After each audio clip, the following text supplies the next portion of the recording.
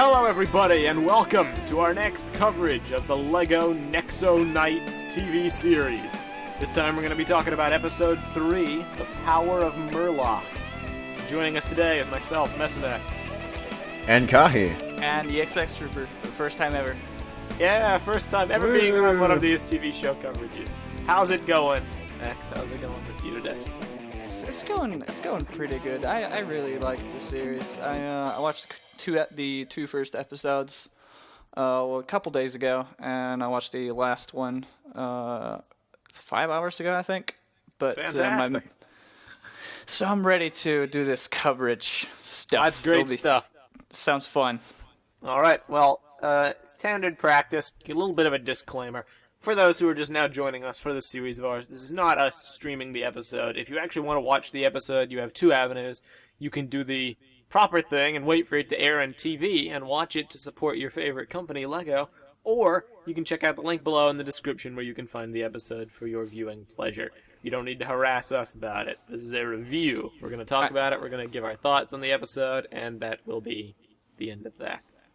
I recommend the latter option.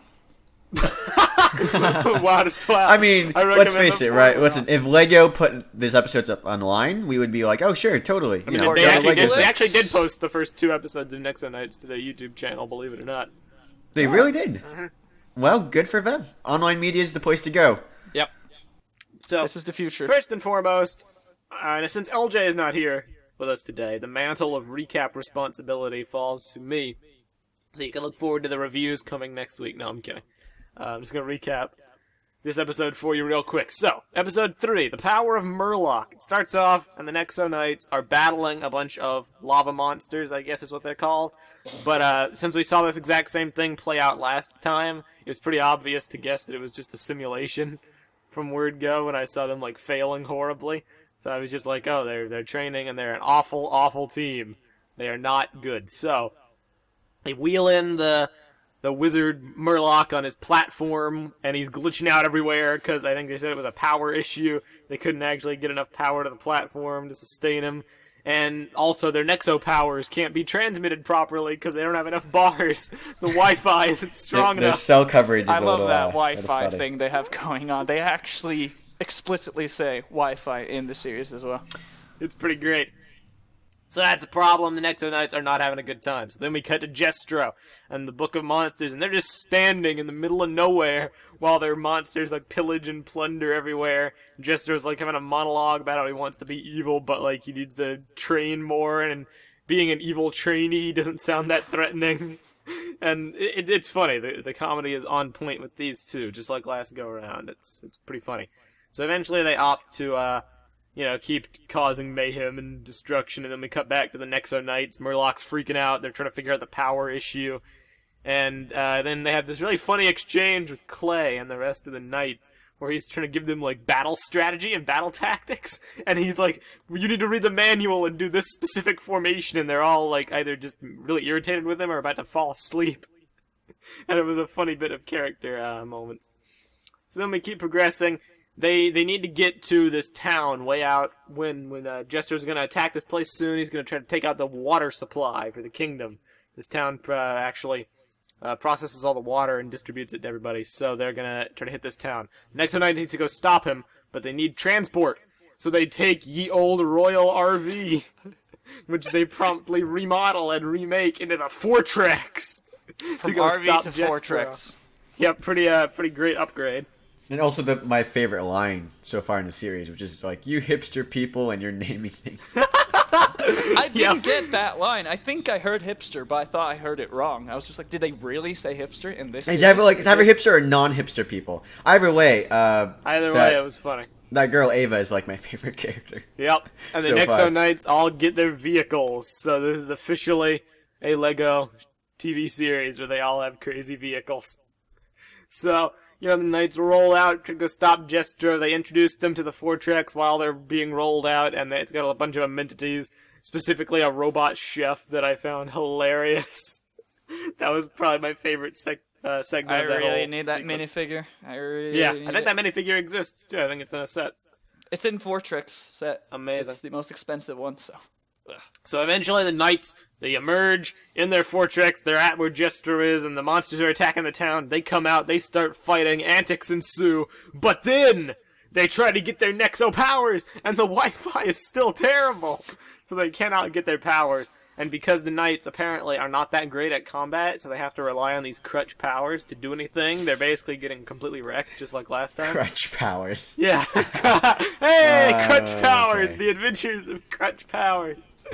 Okay. Okay. And eventually they figure out how to make the Wi-Fi stronger using a flash drive that Ava designed. What was it called? Techcalibur?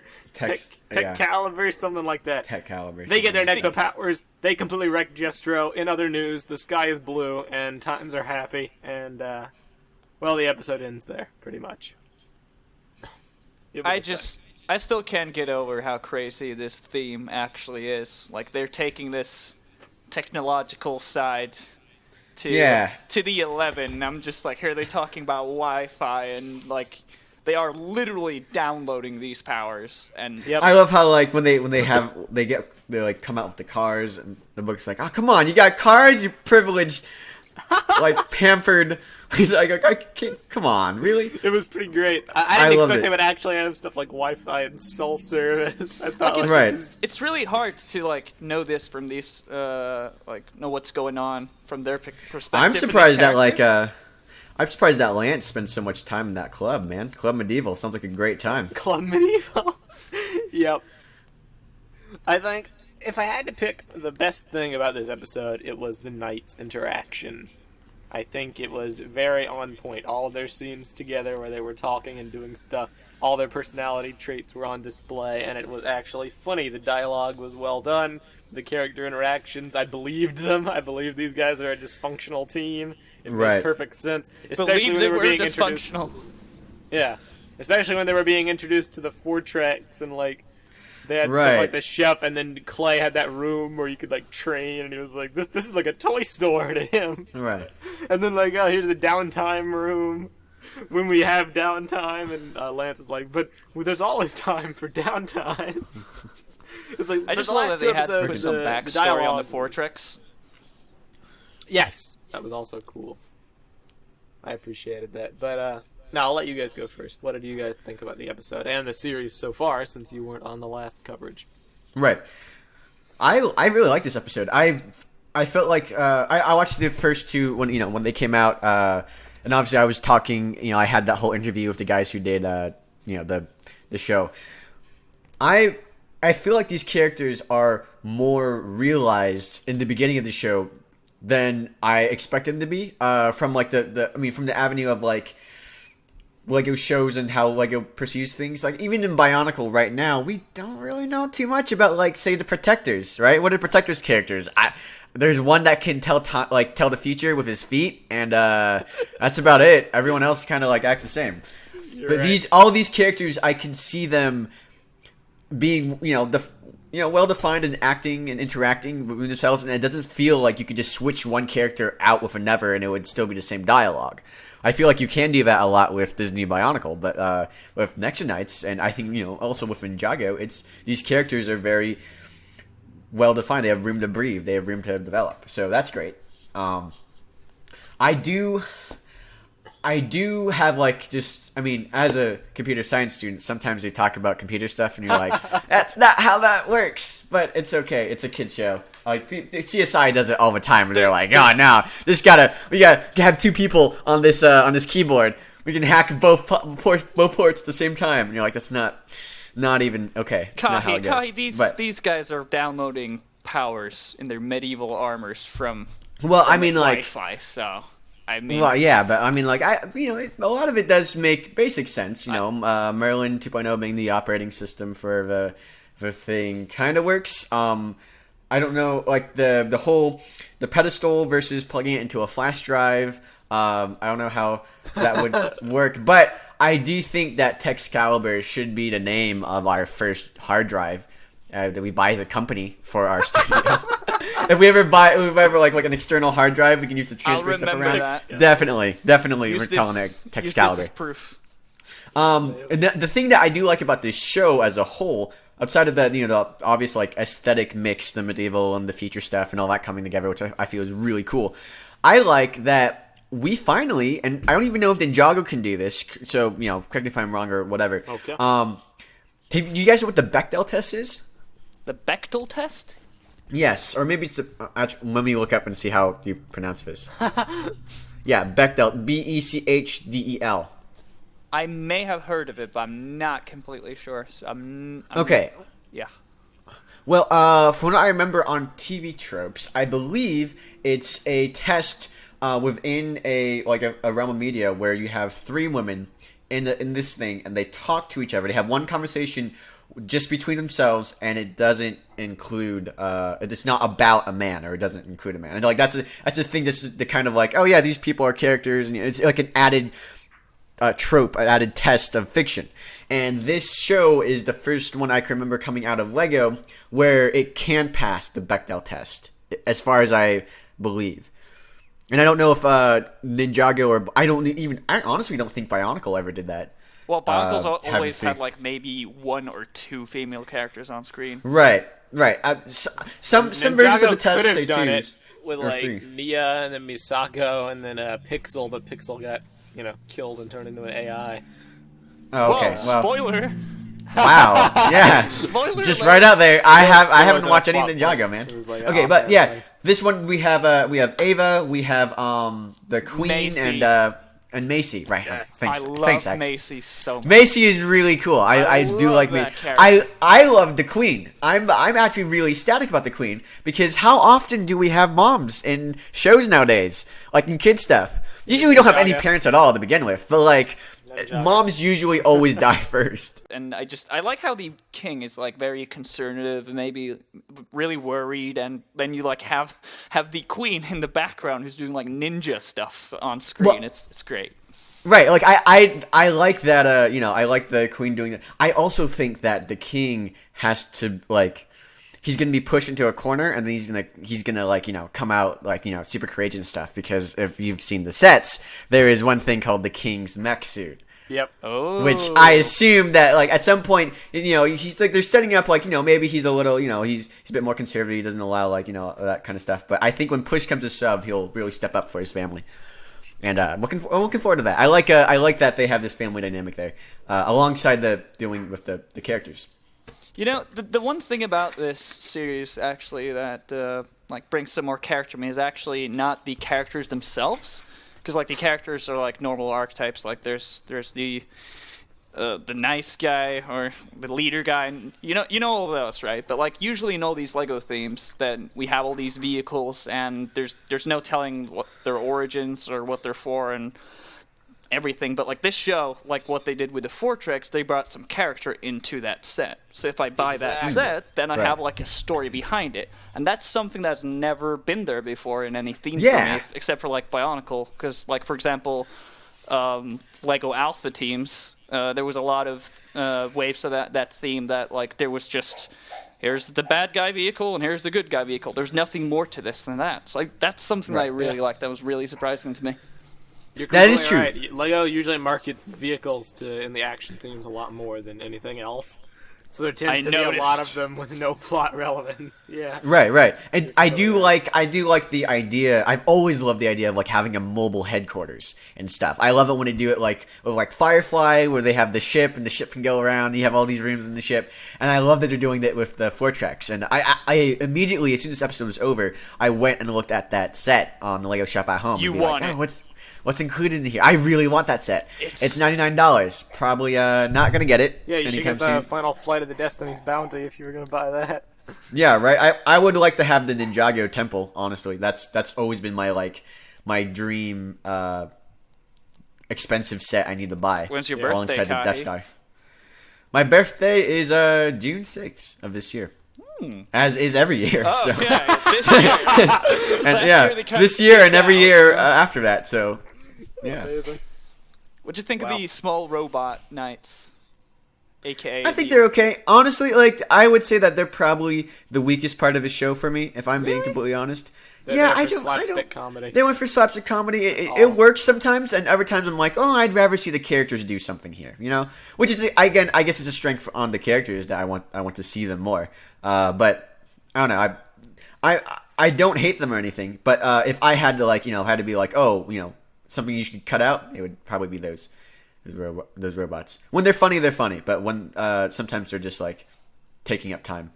I think it's more about like just filling up background characters, because obviously we have the main 5-man band of people going on here, or 4 I think it was, but we don't really have any villagers or anything like that, and you can't really make like 100 sets with so many different villagers. So to like create these 2 armies, you have all these robots on the good side, and you have all these small gremlins, hobgoblins, devils, all these monsters and creatures and all that.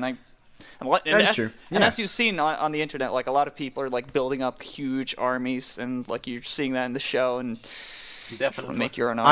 I do like that thing. I do like that factor. I like the thing with the monsters too. How creative they are for Lego. Like I'm all looking the forward to forms and seeing stuff. more types other than just the bouncy red balls, but yeah, Right. that's gonna be fun. They remind me very much of like a lot of people have made the World of Warcraft reference with the armor and the big shoulders and the big creatures. Like this is pretty much probably like the closest thing that we've had to like some sort of MMORPG type thing. Like when Right. you're watching this show, if you're thinking of this like a video game Warcraft type deal, then I'm kind of getting that vibe. I liked it. I liked it a lot. Yeah. No, I noticed that they have like the huge shoulders. They actually move up and down whenever their arms move up and down. And I thought it's a really cool detail, like attention to detail in the animation. Most definitely. But I will say this: there's an actual. What you're talking about, like an MMO. There's an actual game X, and I don't know if a lot of people know this, but you can actually scan the powers that they use, like all the icons.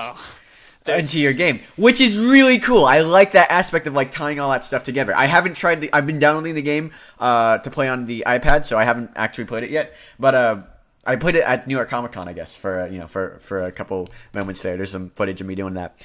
I really like the idea of like them, like all of the characters having to store powers. Like that was initially the thing that like people forget about Bionicle is early on, is that it's not just about the collectibles, is that the powers come with the collectibles.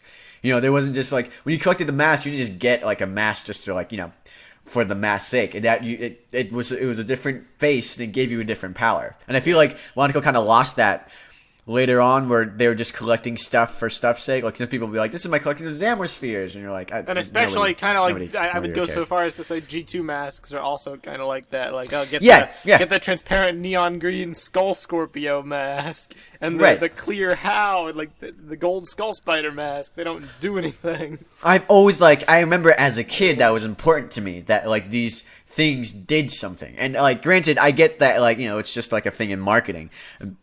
Powers, the mask don't actually give you powers. There's no added benefit by just saying it has something. But as a kid, I distinctly remember like I need to get this mask because this mask is the mask of strength, right? Because like it's just I want to have strength, and it adds into my to how much I like the collectible. So I like that both sides. The Book of Monsters is trying to find all these books that can upgrade and give it more power, and the Nexo Knights are trying to find more power ups that they can also unlock and like get more powers that way.